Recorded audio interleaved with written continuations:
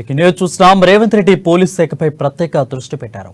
IPS అధికారుల బదిలీలు జరిగాయి. హైదరాబాద్ పోలీస్ కమిషనర్ గా కొత్తకోట శ్రీనివాస్ రెడ్డిని నియమించారు.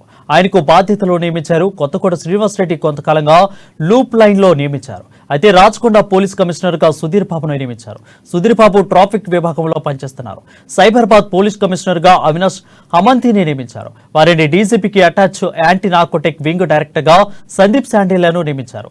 చౌహాన్, స్టీఫెన్ రవీంద్రలను డీజీపీ అటాచ్ చేస్తూ రేవంత్ రెడ్డి ప్రభుత్వం ఉత్తర్వులను జారీ చేసింది. అయితే తెలంగాణలో కొత్త ప్రభుత్వం ఏర్పడిన తర్వాత భారీగా మార్పులకు శ్రీకారం చుడుతుందని భావించారు. రేవంత్ రెడ్డి ముఖ్యమంత్రి అయిన తర్వాత రాష్ట్ర వ్యాప్తంగా ఉన్న ఐపీఎస్ల బదిలీలకు శ్రీకారం చుట్టారు.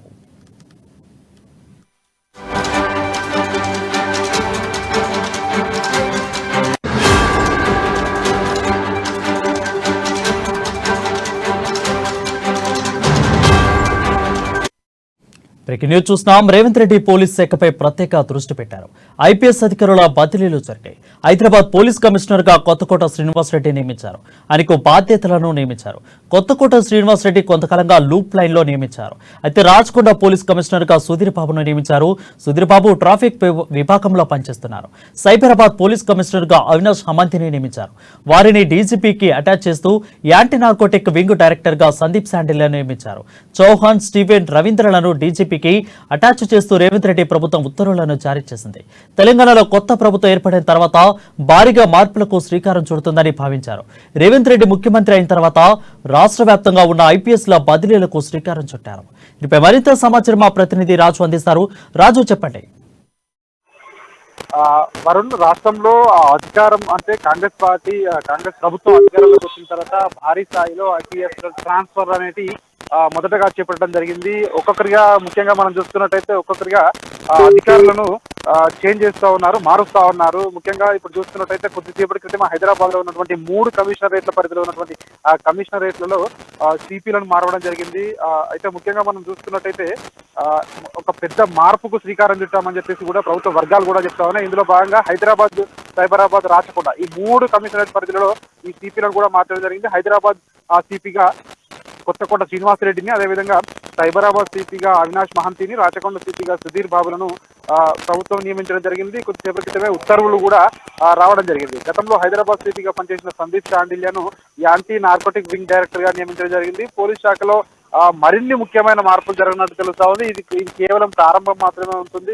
ఇంకా చాలా కింది స్థాయి వరకు కూడా ఈ బదిలీలు అనేటివి ఉంటాయి. ఖచ్చితంగా ప్రభుత్వం మారింది కాబట్టి ఇన్ని రోజులు ఏవైతే అంటే గత ప్రభుత్వానికి ఎవరైతే అనుకూలంగా పనిచేసిన అని చెప్పి ఆరోపణలు ఎదుర్కొంటా ఉన్నారో వాళ్ళందరినీ కూడా ఖచ్చితంగా ఈ బదిలీలు చేసే అవకాశం అయితే స్పష్టంగా మనకైతే కనిపిస్తా ఉంది. అదేవిధంగా గతంలో పనిచేసినటువంటి సిపిలు, రాచకొండ సిపిగా పనిచేసినటువంటి చౌహాన్ కావచ్చు, అదేవిధంగా సైబరాబాద్ సిపిగా పనిచేసిన స్టీఫెన్ రవీంద్రలను డైరెక్ట్ గా వాళ్ళకి పోస్టింగ్ అయితే ఇప్పటివరకు అయితే ఎక్కడ కూడా ఇవ్వలేదు. వాళ్ళని డైరెక్ట్ గా డీజీపీ ఆఫీస్ కి అటాచ్ చేయడం జరిగింది. డైరెక్ట్ గా రిపోర్ట్ డీజీపీ ఆఫీస్ కి అటాచ్ చేస్తూ రిపోర్ట్ చేయాలని చెప్పేసి కూడా వాళ్ళకి కూడా ఉత్తర్వులు అయితే జారీ చేయడం జరిగింది. అయితే ఎప్పుడైతే ఈ ఉత్తర్వులు కూడా కొద్దిసేపటిగా వెలువడడం జరిగింది. ఈ ఆదేశాలు ఇది వెంటనే ఇప్పటి నుంచి అమల్లోకి వస్తుంది. వెంటనే వీళ్ళందరూ కూడా బాధ్యతలు చేపట్టాలి అని చెప్పేసి కూడా ప్రభుత్వం అయితే ఆదేశాలు జారీ చేసింది. మొత్తానికి చూసుకున్నట్టయితే మాత్రం ఒక భారీ స్థాయిలోనే ఐపీఎస్లను బదిలీ చేస్తా ఉన్నారని చెప్పేసి కూడా మనకైతే అర్థమవుతా ఉంది. ఇంకా కూడా భారీ స్థాయిలో కూడా ఈ ట్రాన్స్ఫర్స్ జరిగే అవకాశం అయితే మనకు కనిపిస్తా ఉంది. అయితే ఆల్రెడీ కొన్ని శాఖల్లో చూసాం మనం రాజు, వివిధ శాఖలు కరెంట్ కానీ కొన్ని శాఖలు కొంతమంది అధికారులు కూడా తమకు తాముగా రాజీనామా చేస్తున్నారు. ఈ శాఖలో ఏమన్నా రాజీనామా చేసే ఆలోచనలో ఎవరైనా ఉన్నట్లు తెలుస్తా ఉందా? ఏమన్నా వార్తలు ఏమన్నా వినిపిస్తున్నాయా? ఖచ్చితంగా చైర్మన్ల స్థాయిలో కావచ్చు, అదేవిధంగా మనం చూస్తున్నట్టయితే టీఎస్పీఎస్సీ కావచ్చు, ఇతర ఎలక్ట్రిక్ కి సంబంధించి కావచ్చు, విద్యుత్ సంస్థలకు సంబంధించి కావచ్చు, వాటిలో డైరెక్ట్ గా తమకు తాముగా రాజీనామా చేసి వెళ్ళిపోతున్నారు. కానీ ఇది పోలీస్ డిపార్ట్మెంట్ లో అట్లా ఉండదు కాబట్టి ఖచ్చితంగా ఓన్లీ ట్రాన్స్ఫర్సే ఉంటాయి కాబట్టి ఖచ్చితంగా ప్రభుత్వమే ట్రాన్స్ఫర్ చేయాలి. సో దీనికి సంబంధించినటువంటి ఉత్తర్వులు డీజీపీ నుంచి సీఎస్ స్థాయి నుంచి ఖచ్చితంగా రావాలి కాబట్టి సో వాళ్ళకి వాళ్ళు తప్పుకునేందుకైతే అవకాశం ఉండదు. ఖచ్చితంగా ఎవరైతే గత ప్రభుత్వానికి అనుకూలంగా పనిచేస్తూ కాంగ్రెస్ పార్టీని కావచ్చు, అదేవిధంగా చాలా మంది ప్రజల్ని కావచ్చు ఎవరైతే ఇబ్బందులకు గురి చేశారో సో వాళ్ళందరినీ కూడా ఖచ్చితంగా ఇప్పుడు చర్యలు ఉంటాయి అని చెప్పి చెప్పకనే ప్రభుత్వం కూడా చెప్తున్నట్టుగా కూడా మనకు అర్థమవుతా ఉంది. ఎవరైతే అప్పుడు తీవ్ర ఇబ్బందులకు గురి చేశారో, ప్రజలకు వ్యతిరేకంగా కావచ్చు, కాంగ్రెస్ పార్టీకి వ్యతిరేకంగా కావచ్చు, ఎవరైతే పనిచేస్తారో వాళ్ళందరినీ కూడా ముఖ్యంగా ఎప్పుడైతే ప్రజా సమస్యలపైన పోరాడుతున్నప్పుడు కావచ్చు, అదేవిధంగా గత ప్రభుత్వానికి అనుకూలంగా ఉండి ఎవరైతే అధికారులు కొమ్ము కాసారని చెప్పేసి ఆరోపణలు వచ్చాయో వాళ్ళందరినీ కూడా ఖచ్చితంగా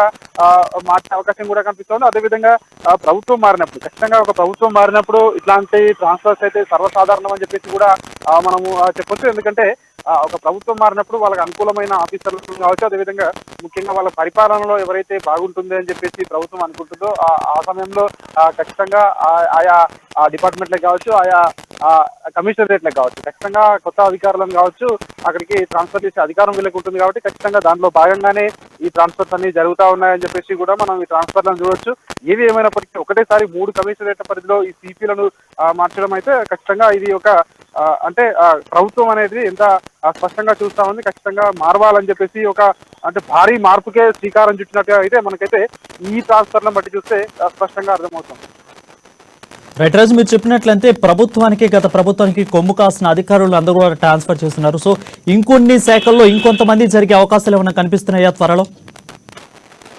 ఖచ్చితంగా అన్ని శాఖల్లో కూడా ఇట్లాంటి ట్రాన్స్ఫర్సే ఉంటాయని చెప్పేసి ఇది ఒక ఇండికేషన్ అని చెప్పి మనం కూడా ఖచ్చితంగా అన్ని శాఖలో ఫస్ట్ మొదటగా పోలీస్ శాఖలో దీనిపై దృష్టి సారించడం జరిగింది. పోలీస్ శాఖలో మొత్తానికి అధికారులను కావచ్చు, ఇందులో అదేవిధంగా ఈ పోస్టింగ్లను కావచ్చు, ఇదంతా కంప్లీట్ అయిన తర్వాత ఖచ్చితంగా వివిధ ఉన్నత శాఖలు ఏవైతే ఉన్నాయో ఆ శాఖలలో కూడా ఈ భారీ ఐఏఎస్లు కావచ్చు, ఇవి మిగతా మార్పులు ఏవైతే ఉన్నాయో ఖచ్చితంగా ఈ మార్పులను కూడా చేసే అవకాశం కూడా మనకు కనిపిస్తా ఉంది. ఈ మార్పులన్నిటి తర్వాతనే ప్రభుత్వం ఖచ్చితంగా ఒక పరిపాలనను ప్రజలకు అందించాలంటే ఖచ్చితంగా ఈ మార్పులు అనేవి ఖచ్చితంగా చేయాల్సి ఉంటుందని చెప్పేసి కూడా ప్రభుత్వ వర్గాలు కూడా ఇప్పటికే వెల్లడి అంటే దీన్ని బట్టే మనకు అర్థమవుతుంది ప్రభుత్వం ఎట్లా చూస్తా ఉంది. పరిపాలనలో తమ ముద్ర వేయాలి, ఖచ్చితంగా అందరినీ అధికారులను ఖచ్చితంగా ఎక్కడెక్కడ సెపరేట్ చేయాలని చెప్పేసి ఏదైతే చూస్తా ఉన్నారో సో దానిలో భాగంగానే ఈ ట్రాన్స్ఫర్స్ ఉంటాయని చెప్పేసి కూడా మనకు అర్థమవుతాం.